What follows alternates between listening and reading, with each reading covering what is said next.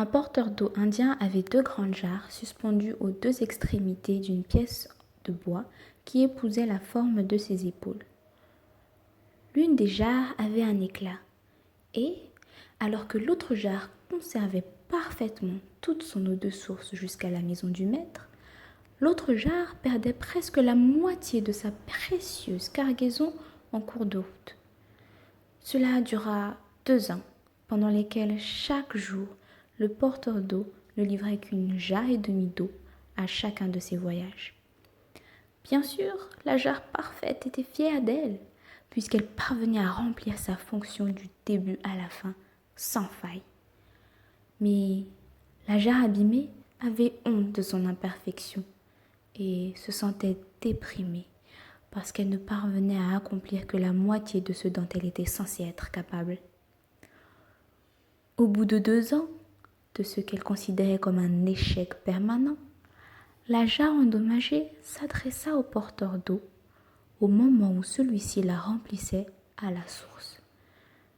« Je me sens coupable et je te prie de m'excuser. »« Pourquoi ?» demanda le porteur d'eau. « De quoi as-tu honte ?»« Je n'ai réussi qu'à porter la moitié de ma cargaison d'eau à notre maître pendant ces 2 années à cause de cet éclat qui fait fuir l'eau. Par ma faute, tu fais tous ces efforts et à la fin, tu ne livres à notre maître que la moitié de l'eau. Tu n'obtiens pas la reconnaissance complète de tes efforts, lui dit la jarre abîmée. Le porteur d'eau fut touché par cette confession et, plein de compassion, répondit : Pendant que nous retournons à la maison du maître, je veux que tu regardes les fleurs magnifiques qu'il y a au bord du chemin. Au fur et à mesure de leur montée sur le chemin, au long de la colline, la vieille jarre vit de magnifiques fleurs baignées de soleil sur le bord du chemin. Et cela lui mit du baume au cœur.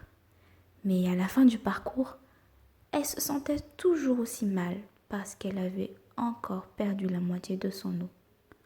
Le porteur d'eau dit à la jarre : « Tu t'es rendu compte qu'il n'y avait de belles fleurs que de ton côté et presque aucune du côté de la jarre parfaite ? C'est parce que j'ai toujours su que tu perdais de l'eau et j'en ai tiré parti. J'ai planté des semences de fleurs de ton côté du chemin et chaque jour, tu les as arrosées tout au long du chemin. Pendant 2 ans, j'ai pu, grâce à toi, cueillir de magnifiques fleurs et en décorer la table du maître.